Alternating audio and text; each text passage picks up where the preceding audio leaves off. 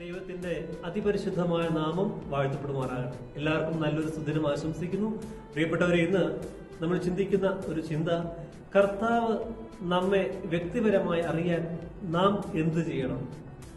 വിശുദ്ധ മത്തായി ശ്ലീഹയിൽ എഴുതപ്പെട്ട കർത്താവിന്റെ സുവിശേഷം 7-ാം അധ്യായം അതിന്റെ 21-ാമത്തെ വചനം, കർത്താവേ കർത്താവേ എന്ന് എന്നോട് വിളിച്ചപേക്ഷിക്കുന്നവരല്ല, എന്റെ സ്വർഗസ്ഥനായ പിതാവിന്റെ ഇഷ്ടം നിറവേറ്റുന്നവരാണ് സ്വർഗരാജ്യത്തിൽ പ്രവേശിക്കുക.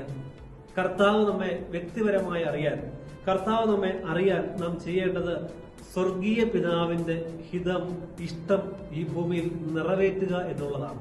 അതുകൊണ്ട് പ്രിയപ്പെട്ടവരെ, ഈ പ്രഭാതത്തിൽ നമുക്കൊരു തീരുമാനമെടുക്കാം. ഇനി എന്റെ ഇഷ്ടമല്ല, ലോകത്തിന്റെ ഇഷ്ടമല്ല എന്നിൽ നിറവേറ്റേണ്ടത്, നേരെ മറിച്ച് ദൈവിക സ്വർഗീയ പിതാവിന്റെ ഹിതം അന്വേഷിച്ച് അത് നിറവേറ്റാൻ നമുക്ക് സാധിക്കട്ടെ. ദൈവപിതാവ് യേശുക്രിസ്തുവിലൂടെ അരുളി ചെയ്ത ഓരോ വചനവും നമ്മുടെ ജീവിതത്തിൽ പ്രാവർത്തികമാക്കാം. പരിശുദ്ധാത്മാവിന്റെ സഹായം നേടാം.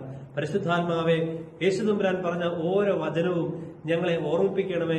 അതനുസരിച്ച് ജീവിക്കുവാൻ, നയിക്കപ്പെടുവാൻ ഞങ്ങളെ സഹായിക്കണമേ. പ്രാർത്ഥിക്കാം.